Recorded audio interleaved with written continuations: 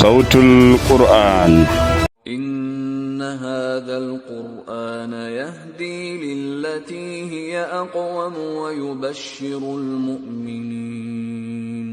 ويبشر المؤمنين الذين يعملون الصالحات أن لهم أجرا كبيرا.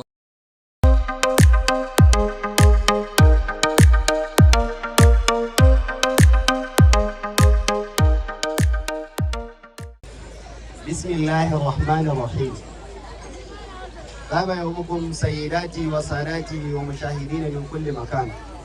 أيها الحضور الكرام، أساتذة العظام والإخوة طلاب الأجلة، اسمي علي محمد، أحييكم بتحية الإسلام وهي السلام عليكم ورحمة الله تعالى وبركاته.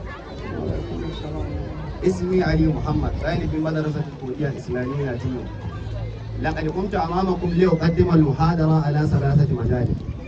المجال الأول سيكون على طلب العلم، والمجال الثاني سيكون على عمل به، والمجال الثالث سيكون على تعليمه معنى انتشاره بين الناس. فالمطلوب من المستمعين والمحاضرين أن يستمعوا إلي بأذن واعية كي نستفيد من المحاضرة. أولا، طلب العلم.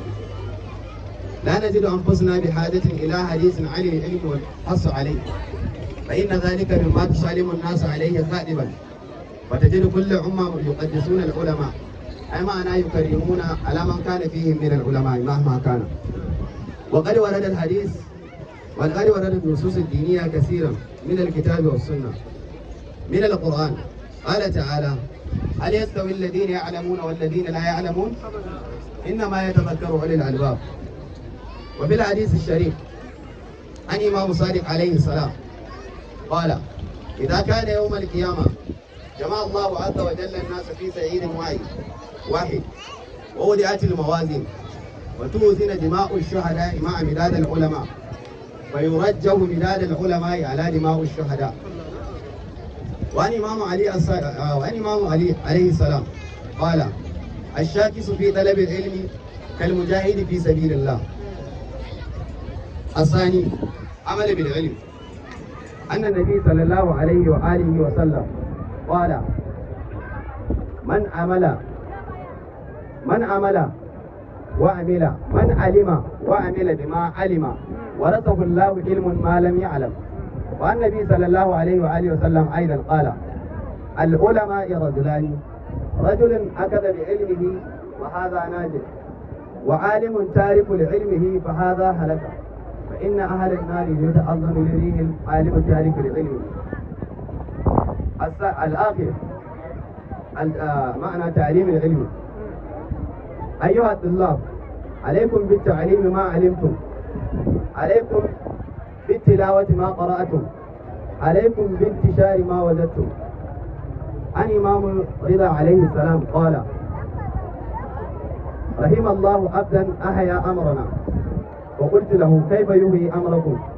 فقال: يتعلم علومنا ويعلمها الناس، فإن الناس لو علموا محاسن كلامنا لاتبعونا.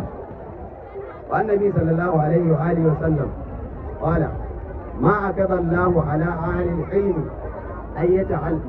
ما أكد الله على أهل الجهل أن يتعلموا حتى أكد على أهل العلم أن يعلموا. صدق الله العلي العظيم.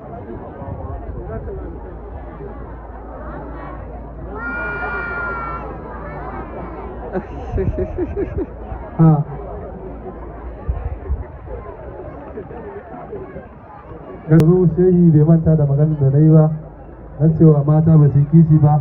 Aliyu Rida ya tashi ya karanta mana muhadara har ya kammala, banga ko ya manga dai abu ba namijin da ya dan sauko mai kudi dan tsabar ya burge shi.